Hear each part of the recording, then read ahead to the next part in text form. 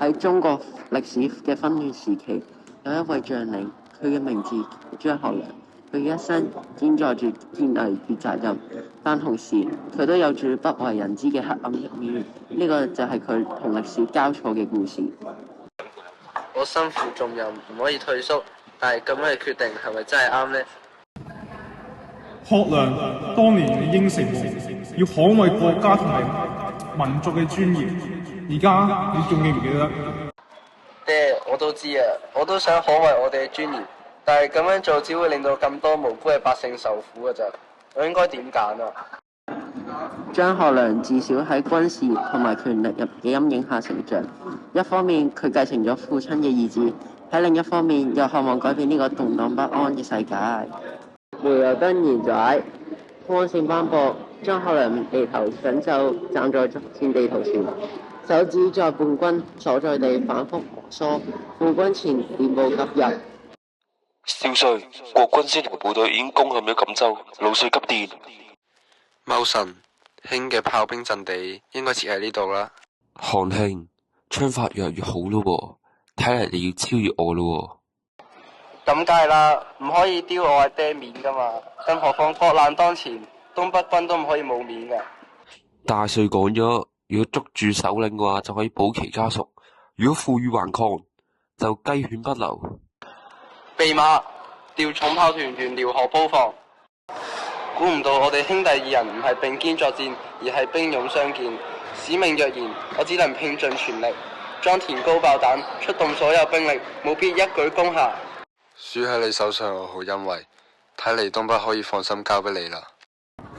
喺青春嘅歲月入面，張學良曾經係一個叱咤風雲嘅少壯派，但係佢係因為父親嘅地位而陷入咗權力嘅漩渦。學良，呢個世界就係咁殘酷，只有力量先可以令我哋生存落去。冇唔記得你係軍人嚟㗎。係啊，我明白，但係我可唔可以用另一種方式嚟改變呢一切啊？呢個時候嘅張學良內心矛盾，佢對於父親嘅期望同自己心中嘅理想相互交織，令佢感到窒息。光陰似箭，張學良已經長大成人，踏入咗1928年月4日嘅午夜，中國東北嘅皇姑屯車站入面，張作霖嘅專線列車即將通過呢度，命運嘅齒輪喺度無意中轉動。列車嘅內部裝飾典雅，張作霖就坐喺張椅子上面，身着軍裝，神情嚴重。世事難料啊！東北係我親手打落嚟嘅江山，但係如今局勢咁混亂，我應該如何是好啊？大帥，今次返奉天，日本人嗰度如無意外就一定會有動作噶啦。最近佢哋嘅態度就越嚟越強硬，我哋係咪要對付佢哋啊？我驚佢哋為咗控制中國而不惜一切喎。哼！日本人，佢哋唔係一直淨係識得吠嘅狗咩？我張某人打天下靠嘅係槍，唔係靠龜。佢哋要傾嘅話咁就傾，要喐手嘅話咁就幫佢哋收屍啦。大帥，你要小心啲喎。得啦，我知啦，你去啦，提醒佢哋要打醒12分精神。喺昏暗嘅房間入面，幾個身穿軍服嘅日本軍官圍坐喺桌邊，一幅東北地圖就攤開咗喺桌上面。作霖呢個人已經成為咗我哋計劃嘅絆腳石，佢拒絕簽署滿洲新條約，仲企圖同南京政府聯合。咁樣落去，我哋對於滿洲嘅控制都會蕩然無存。講得冇錯啊，所以我哋計劃必須執行。據情報顯示，今晚佢嘅專線列車會經過皇姑屯，我哋已經喺嗰度部署咗炸彈，有派人實時監察情況，非常之好啊！只要今次行動成功，東北嘅局勢將會出現180度嘅大改變。冇咗左掟嘅張作霖，奉系軍閥將會群龍無首，呢個正係我哋嘅機會。但係咁樣中日之間會唔會直接爆發衝突嘅？唔會㗎，呢件事我哋會處理成內部叛亂。呢個軍閥嘅死係唔會有人追究嘅。夜幕降臨，月光下嘅皇姑屯肅靜得令人窒息。幾個日本特工喺鐵軌旁邊忙碌咁樣安放炸彈。快啲，時間唔多啦，專線列車好快就到啦。各方面都已經準備好啦，只等佢進入區域。張作霖嘅專線列車駛入皇姑屯，列車嘅汽笛聲劃破夜空，打破肅靜。張作霖發現有幾個人唔知道攞住啲乜嘢，又對住佢笑。情況不妙。話音未落，隨住一聲驚天動地嘅巨響，火光照亮咗天空，成架列車就炸到支離破碎。張作霖就因為呢次嘅事件震飛眼前一黑。喺爆炸之後，現場一片狼藉，濃煙四起。生存落嚟嘅士兵同埋副官嘗試救援。大帥，大帥，你而家喺邊啊？東北，一定唔可以落入外人之手啊！佢嘅手指微微一動，眼睛死死咁樣望住天空，從此永遠咁樣沉睡啦。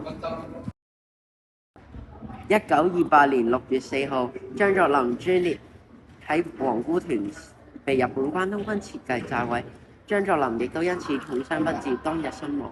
呢件事成為咗中日關係惡化嘅重要轉折點，意味住東北局勢嘅劇變。張作霖雖然逝去，但佢嘅堅韌同埋抗爭精神成為咗歷史嘅見證。張學良收到呢個消息之後，幾日都吃不消，悲痛嘅情緒一直纏繞住佢。阿爹俾日本人害死咗，咁大喺東北嘅未來點算啊？我一定唔可以俾日本人詭計得逞㗎。張學良喺面對父親嘅死後，決定迅速咁樣回到東北，接管咗東北嘅軍政大權。漢卿，國家正處於危險之中，我哋一定要停止內戰，亂共抗日，呢個係我哋嘅責任。我理解你嘅看法，但係我都知道咁樣會引發巨大政治風波，我哋需要謀求更高嘅共識啊！咁我哋就喺12月12號嘅清晨6點鐘發動兵變，將蔣委員長軟禁起身，再游說佢同共產黨一同抗日，保衛國家安全。報紙上面寫住喺1936年12月，張學良同埋楊虎城作出咗一個驚人嘅決定，扣留蔣中正，意圖迫使佢停止內戰，同共產黨一齊共同抵抗外敵。我從未諗到會走到呢一步，但係呢個係我必須承擔嘅責任。判決如下：張學良首謀異黨，對於上官暴行脅迫，判處有期徒刑年，褫奪公權5年。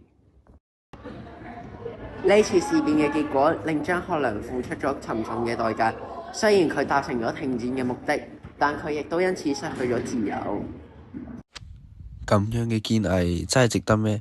我係咪真係承擔到呢個嘅後果啊？